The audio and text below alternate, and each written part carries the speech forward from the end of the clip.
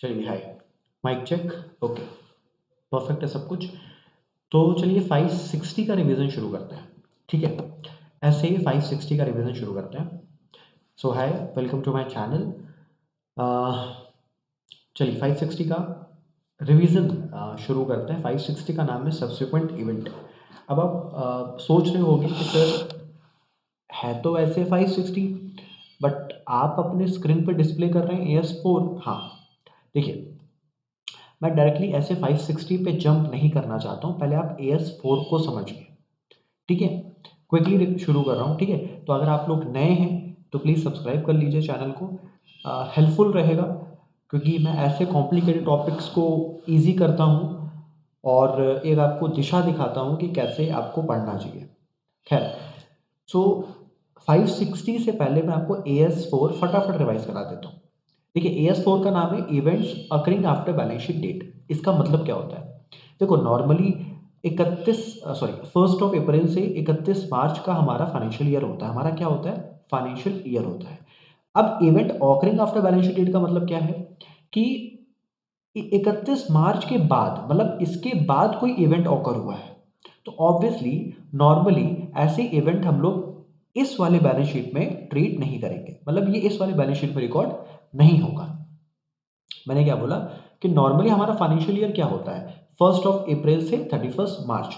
लेकिन अगर कोई इवेंट 31 मार्च के बाद हुए हैं तो वो इस वाले बैलेंस शीट में रिकॉर्ड नहीं होंगे, फिर वो अगले साल के बैलेंस शीट में रिकॉर्ड होंगे। बट इसके कुछ एक्सेप्शंस हैं। एक्सेप्शंस का मतलब कि भले इवेंट 31 मार्च के बाद अकर हुए हैं, बट फिर भी वो रिकॉर्ड हो सकते हैं सब्जेक्ट टू सम कंडीशंस।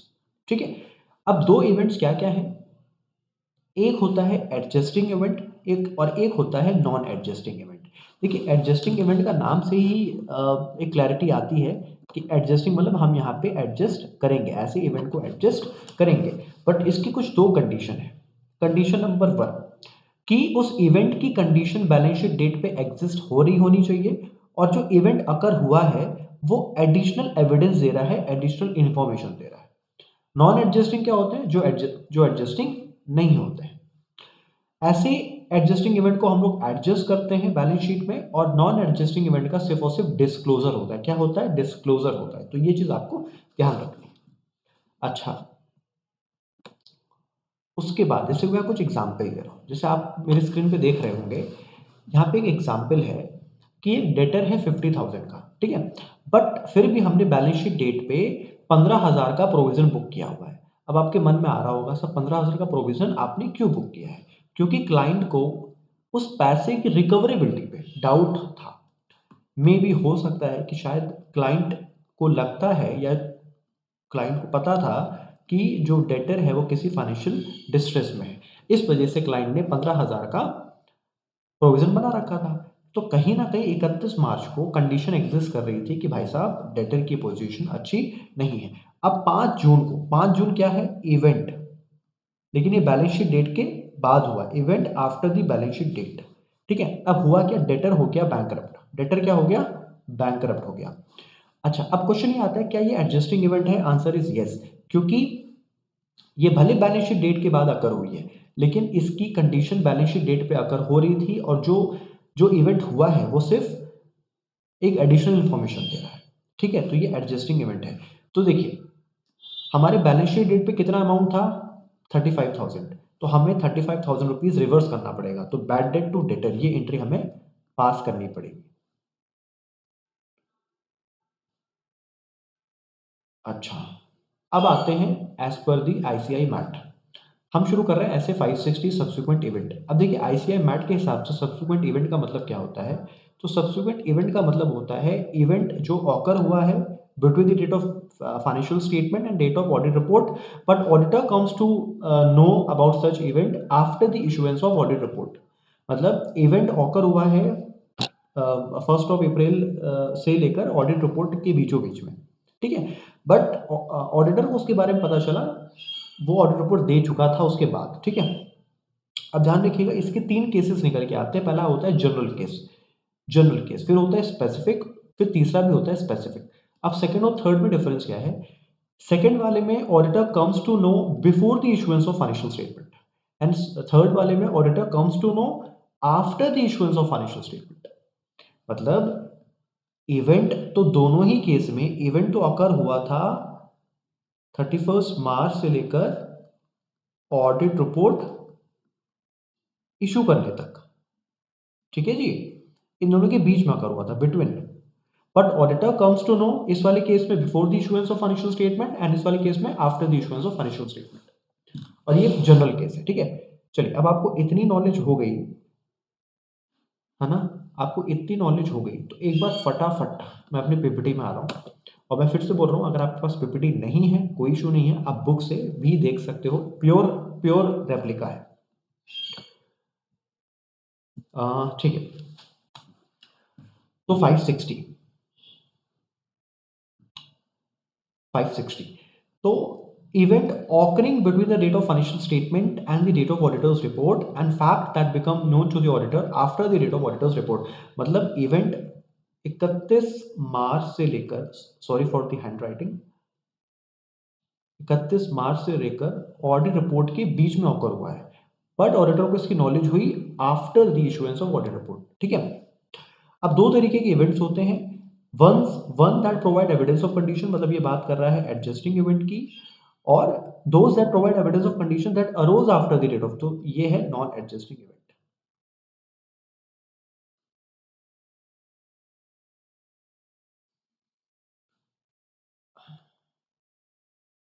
अच्छा, ऑब्जेक्टिव क्या है? तो पहला ऑब्जेक्टिव ये है, हमें सफिशिएंट एप्रोप्रिएट एविडेंसेस ऑब्टेन करना है कि कौन कौन से इवेंट्स ऑकर हुए हैं, ठीक है, और क्या उनको एडजस्ट या डिस्क्लोज किया गया है कि नहीं किया गया, और हमें रिस्पॉन्ड करना है अप्रोप्रिएटली, फिर हमें रिस्पॉन्ड करना है। तो फर्स्ट इज, हमें एविडेंसेस ऑब्टेन करना है कि जो इवेंट्स ऑकर हुए हैं क्या उनका ट्रीटमेंट प्रॉपरली हुआ है कि नहीं हुआ है। तो कोई एडजस्टिंग इवेंट होगा तो हम उसको एडजस्ट करते हैं बैलेंस शीट में, और नॉन एडजस्टिंग इवेंट होगा तो हम उसको सिर्फ डिस्क्लोज करते हैं वाया नोट्स टू अकाउंट्स, ठीक है। और दूसरा, फिर हम लोग रिस्पॉन्ड करते हैं एप्रोप्रिएटली। अब ये केस नंबर 1 है, मैंने आपको पहले ही बोला था यहाँ पे कि हम लोग इसमें 3 केसेस पढ़ते हैं, ठीक है। तो मैं रिवीजन करा रहा हूँ, तो थोड़ा सा क्विक रिवीजन है। तो ये जनरल केस है, ठीक है। तो जनरल केस में हम क्या करेंगे, देखो मैं फिर से बोल रहा हूँ, इवेंट ऑकर हुआ है 31 मार्च से लेकर ऑडिट रिपोर्ट के इशू तक, ठीक है। इवेंट यहां कहीं अकर हुआ है, लेकिन ऑडिटर को इसकी नॉलेज हुई ऑडिट रिपोर्ट देने के बाद। ऐसे में ऑडिटर क्या करेगा, पहले अंडरस्टैंडिंग लेगा, फिर इंक्वायरी करेगा मैनेजमेंट से, ठीक है, कि क्या कोई सब्सिक्वेंट इवेंट ऑकर हुआ है कि नहीं हुआ है। तीसरा, मिनट्स बुक पढ़ेगा, और चौथा, latest subsequent interim financial statement पढ़ेगा, ठीक है। मेरी बात सुनिएगा बहुत आराम से, ये जनरल केस है, ठीक है। तो ऑडिटर क्या करेगा, सबसे पहले अंडरस्टैंडिंग लेगा, हो सकता है कि क्लाइंट ने कोई प्रोसीजर लगा रखा हो ऐसे इवेंट्स को पकड़ने के लिए, मैनेजमेंट से इंक्वायरी करेगा। अब भाई आपने प्रोसीजर लगाया है तो हो सकता है ना कुछ आपने पकड़ा हो, तो इंक्वायरी करेगा। मिनट्स बुक रीड करेगा, मिनट्स बुक क्या होती है, समरी होती है, मीटिंग्स की समरी होती है। और अब देखो, सब्सिक्वेंट इवेंट कब होते हैं, 31 मार्च के बाद, तो मतलब एक तरीके से अगले फाइनेंशियल ईयर में। तो अगले फाइनेंशियल ईयर की फर्स्ट या सेकंड क्वार्टर की आप इंटरम फाइनेंशियल स्टेटमेंट पढ़ सकते हो, तो उससे आइडिया लग जाएगा। अच्छा, ठीक है, ये आप रीड कर सकते हो, date of financial statement issued कब माना जाता है, ठीक है। तो जनरली जब फाइनेंशियल स्टेटमेंट अवेलेबल हो जाती है थर्ड पार्टीज को, तो फिर उसी दिन से माना जाता है कि हाँ भाई फाइनेंशियल स्टेटमेंट इशू हो चुका है और ये एक पब्लिक डॉक्यूमेंट बन चुका है। अब ये केस नंबर 2 है। केस नंबर 2 का क्या मतलब है कि इवेंट ऑकर हुआ था बैलेंस शीट डेट से लेकर ऑडिट रिपोर्ट इशू करने तक, but auditor comes to know before the issuance of financial statement. अब पहली चीज क्या है, वो मैनेजमेंट के पास आएगा भागते भागते, क्योंकि सिंस देखो गलती यहाँ पे ऑडिटर की है, क्योंकि इवेंट ऑकर हुआ था ऑडिट रिपोर्ट से पहले पहले, बट ऑडिटर को पता चला ऑडिट रिपोर्ट देने के बाद, तो वो भागते भागते आएगा मैनेजमेंट के पास, उनसे पूछेगा कि आप उस इवेंट को कैसे एड्रेस कर रहे हो, मतलब आप एडजस्टिंग समझ रहे हो, नॉन एडजस्टिंग समझ रहे हो, और क्या आप फाइनेंशियल स्टेटमेंट में अमेंडमेंट करोगे कि नहीं करोगे? ठीक है, मैंने थोड़ा सीक्वेंस ऊपर नीचे कर दिया, बट आप भावनाएं समझिएगा, टोन समझिएगा। पहला चीज़ क्या है, देखो आप जितना टोन समझोगे ना, जितना आप इसको एंजॉय करोगे, उतना मज़ा आएगा। रटोगे ना, कितना रटोगे भाई? ठीक है, सीए फाइनल में तो और ज़्यादा कंटेंट है। आप जितना इसको प्रैक्टिकली रिलेट करोगे ना, उतना आपको मज़ा आएगा। स्टोरी बनाओ, ठीक है? अरे यार, ऑडिट रिपोर्ट इशू कर दिया, बाद में पता चला, भाग के मैं जाऊँगा मैनेजमेंट के पास, मेरे से गलती हो गई। ऐसा लिखना नहीं है, बट ऐसे समझने के लिए, मेरे से गलती हो गई, मेरे से गलती हो गई। अच्छा, अच्छा, आप इसको कैसे एड्रेस कर रहे हो? एडजस्टिंग मान के कि नॉन एडजस्टिंग मान के? और अगर आप इसको एडजस्टिंग मान के ट्रीट कर रहे हो, तो आप कैसे फाइनेंशियल स्टेटमेंट में अमेंडमेंट करोगे? अगर आप इसको एडजस्टिंग मान के ट्रीट कर रहे हो, तो आप फाइनेंशियल स्टेटमेंट में कैसे अमेंडमेंट करोगे? ठीक है? ऊपर क्या है? ऊपर जनरली ये सब लिखा हुआ है कि ऑडिटर की कोई ऑब्लिगेशन नहीं बनती है अगर कोई इवेंट फाइनेंशियल स्टेटमेंट के बाद हुआ है और ऑडिट रिपोर्ट इशू करने के बाद हुआ है। ठीक है? बट यहाँ पे क्या हो रहा है? यहाँ पे ये इवेंट ऑकर हुआ है before the issuance of financial statement. ठीक है? ठीक है, तो ऐसे केस में ऑडिटर की जिम्मेदारी बनती है। फिर से नॉर्मली ये क्या बोल रहा है कि कोई इवेंट 31 मार्च के बाद होता है। 31 मार्च के बाद नहीं बोलेंगे, क्योंकि 31 मार्च के बाद तो फिर वो सब्सिक्वेंट इवेंट बन जाएगा। ठीक है, मैं सिंपली अगर एक चीज़ बोलूँ बिल्कुल क्लियरली, अगर कोई इवेंट ऑडिट रिपोर्ट इशू करने के बाद होता है, सिंपली मैं बोलूँ, कोई इवेंट अगर ऑडिट रिपोर्ट इशू करने के बाद होता है ना, तो ऐसे केस में फिर ऑडिटर की कोई जिम्मेदारी नहीं बनती है। कोई जिम्मेदारी नहीं बनती है, ये ध्यान रखिएगा। अगर ऑडिट रिपोर्ट मैंने इशू कर दिया, उसके बाद कोई इवेंट हुआ, तो मेरी कोई जिम्मेदारी नहीं बनती है। लेकिन यहाँ पे ये इवेंट बैलेंस शीट डेट से लेकर ऑडिट रिपोर्ट इशू होने के बीचों बीच हुआ है, तो ऐसे केस में फिर मेरी जिम्मेदारी बन जाती है। फिर हम भाग नहीं सकते, फिर हम शेल्टर नहीं ले सकते।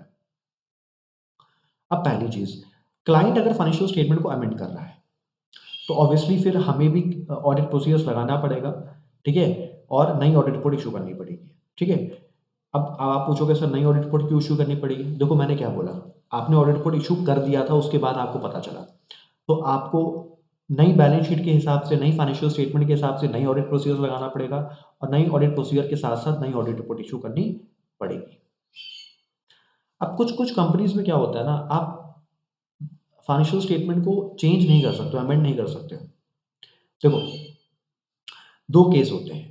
पहला केस तो ये है कि आप अमेंड कर सकते हो, और दूसरा केस ये है कि आप अमेंड नहीं कर सकते हो। ठीक है, तो पहले पहले केस में आते हैं कि आप फाइनेंशियल स्टेटमेंट को अमेंड कर सकते हो। ठीक है, तो आप अमेंड कर दो और उस पर एक एडिशनल डेट डाल दो, बात खत्म। मतलब आप मतलब एक मिनट सुनिएगा, मैं यहाँ पे क्लाइंट के रिस्पेक्ट में बात कर रहा हूँ। क्लाइंट फाइनेंशियल स्टेटमेंट को अमेंड कर सकता है। ठीक है, तो जब क्लाइंट फाइनेंशियल स्टेटमेंट को अमेंड कर सकता है, तो आप भी ऑडिट रिपोर्ट को अमेंड कर दो, बात खत्म। और एम्फेसिस ऑफ मैटर और अदर मैटर पैराग्राफ में वो सारे इंस्टेंसेस को आप रिफ्लेक्ट कर दो कि हाँ ऐसे ऐसे ये सारी चीज़ें हुई थी, बट हमने उसको नेग्लेक्ट कर दिया था, बट हमसे वो इवेंट मिस हो गया था, इस वजह से मैं नई ऑडिट रिपोर्ट इशू कर रहा हूँ। अब कभी कभी क्या होता है कि मैं क्लाइंट के रिस्पेक्ट में बोल रहा हूँ कि लॉ रेगुलेशन क्लाइंट को रेस्ट्रिक्ट करती है कि भाई साहब आप फाइनेंशियल स्टेटमेंट को अमेंड नहीं कर सकते हो। अब जब क्लाइंट फाइनेंशियल स्टेटमेंट को अमेंड नहीं कर रहा है, तो मतलब ये फाइनेंशियल स्टेटमेंट क्या है? रॉन्ग है। भाई अमेंडमेंट करना था, बट अब अमेंडमेंट नहीं कर रहे हो, तो ये रॉन्ग है। तो हमें क्या करना पड़ेगा? हमें अपनी ओपिनियन को मॉडिफाई करना पड़ेगा। कब? जब हमने रिपोर्ट अभी तक नहीं दिया है। बट अगर हमने रिपोर्ट दे दिया है, तो फिर हमको मैनेजमेंट को बताना पड़ेगा कि वो रिपोर्ट गलत है और फाइनेंशियल स्टेटमेंट को इशू ना किया जाए। और अगर फाइनेंशियल स्टेटमेंट भी इशू हो गया है, तो फिर हमें ही कुछ एक्शन लेना पड़ेगा कि लोग उस पर रिलाय ना करें, मतलब मेरे ऑडिट रिपोर्ट पर रिलाय ना करें। ठीक है, क्या क्या चीज़ें सुनिएगा। पहला चीज, लॉ रोकता नहीं है क्लाइंट को फाइनेंशियल स्टेटमेंट अमेंड करने से, मतलब client can amend the financial statement. ठीक है, तो पहली चीज ये है, अगर क्लाइंट अमेंड कर सकता है, तो हम भी ऑडिट रिपोर्ट को अमेंड कर सकते हैं और उसमें नई एडिशनल डेट डाल सकते हैं। नई ऑडिट रिपोर्ट के साथ साथ हम उसमें एक एम्फेसिस ऑफ मैटर या अदर एज पर दी रिक्वायरमेंट जो भी फिट बैठेगा, उसके हिसाब से हम वो भी इशू कर सकते हैं। लॉ रेस्ट्रिक्ट करता है, लॉ रोकता है अमेंडमेंट करने से, तो इसका मतलब फाइनेंशियल स्टेटमेंट गलत बना है। और जब फाइनेंशियल स्टेटमेंट गलत बना है, तो आप मॉडिफाई रिपोर्ट दोगे अगर आपने रिपोर्ट इशू नहीं किया है। बट आपने रिपोर्ट इशू कर दिया है, ठीक है, तो फिर आपको मैनेजमेंट को नोटिफाई करना पड़ेगा कि भाई साहब मैंने रिपोर्ट इशू कर दी है, बट अगर आपने फाइनेंशियल स्टेटमेंट को इशू नहीं किया है तो प्लीज़ मत कीजिएगा, ठीक है, मेरी ऑडिट रिपोर्ट गलत है। फाइनेंशियल स्टेटमेंट भी इशू हो चुका है, तो फिर आप अपने खुद से ही कुछ एक्शन लोगे कि लोग उस पर रिलाय ना करें। अब आप पूछोगे सर क्या एक्शन लोगे? आप लोकल न्यूज़पेपर में एक उसमें एक नोटिस दे सकते हो, लोकल न्यूज़पेपर में, वर्नाकुलर न्यूज़पेपर में, कि लोग उस पे रिलाय ना करें। अब ये केस नंबर 3 है, केस नंबर 3 ये वाला, when auditor comes to know after the issuance of financial statement, तो ये वो वाला केस है। सेम पॉइंट्स हैं, मैं कहूँगा बिल्कुल सेम पॉइंट्स हैं, डिस्कस करेंगे मैटर को, डिटरमाइन करेंगे कि भाई मैनेजमेंट उस मैटर को कैसे एड्रेस कर रहा है, और पूछेंगे कि फाइनेंशियल स्टेटमेंट को किस तरीके से अमेंड किया जाएगा। तो बिल्कुल सेम वही चीज़ है, अगर क्लाइंट फाइनेंशियल स्टेटमेंट को अमेंड कर रहा है तो ऑडिट प्रोसीजर्स कैरी आउट करेंगे, ऑडिट प्रोसीजर्स कैरी आउट करके नई ऑडिट रिपोर्ट इशू करेंगे।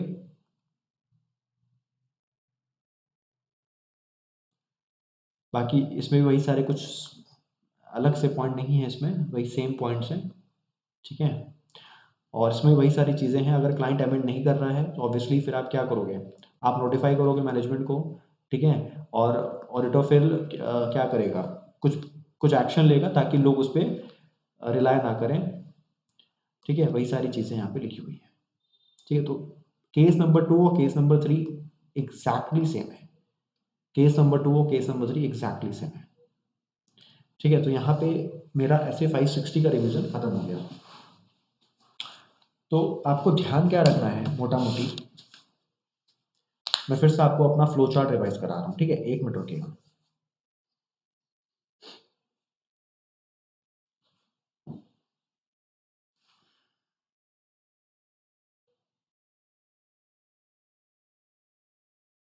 मैं एक बार यहाँ से आपको फ्लो चार्ट रिवाइज करा रहा हूँ, ठीक है। बस 1 सेकंड रुकिएगा।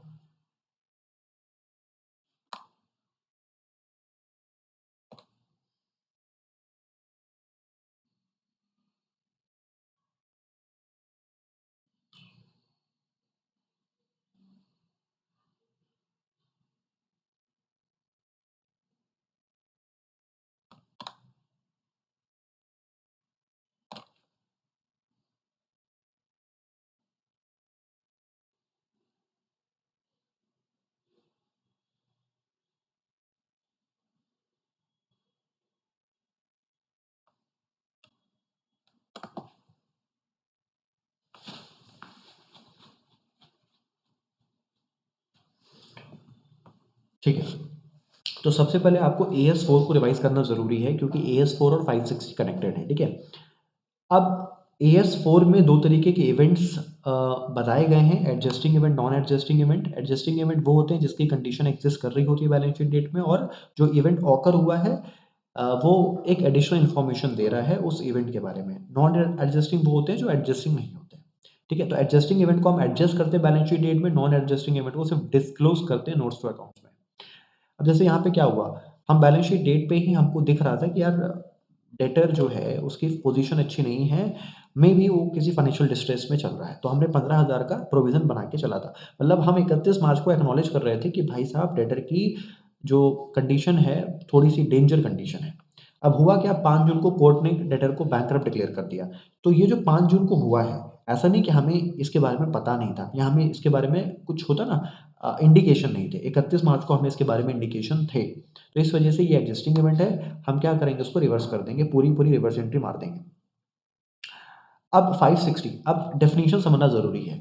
560 के हिसाब से सब्सिक्वेंट इवेंट वो होता है जो डेट ऑफ फाइनेंशियल स्टेटमेंट से डेट ऑफ ऑडिट रिपोर्ट के बीच में होता है। देखिए AS4 की डेफिनेशन और 560 की डेफिनेशन में थोड़ा सा डिफरेंस है, ठीक है। दूसरा, जो इवेंट हुआ उसकी नॉलेज ऑडिटर को हुई ऑडिट रिपोर्ट देने के बाद, ठीक है। अब इसके 3 केसेस निकल के आते हैं, general case, specific case. Specific में 2 केसेस हैं, ठीक है, लेकिन ध्यान रखिएगा दोनों के पॉइंट सेम है, दोनों के पॉइंट सेम है। यहाँ पे क्या हो रहा है कि ऑडिटर को पता चला before the issuance of financial statement, यहाँ पे ऑडिटर को पता चल रहा है after the issuance of financial statement, ठीक है। एक बार मैं क्विकली फिर से मैं रिवीजन का फिर से रिवीजन करा रहा हूँ, ठीक है, सुनिएगा फिर से।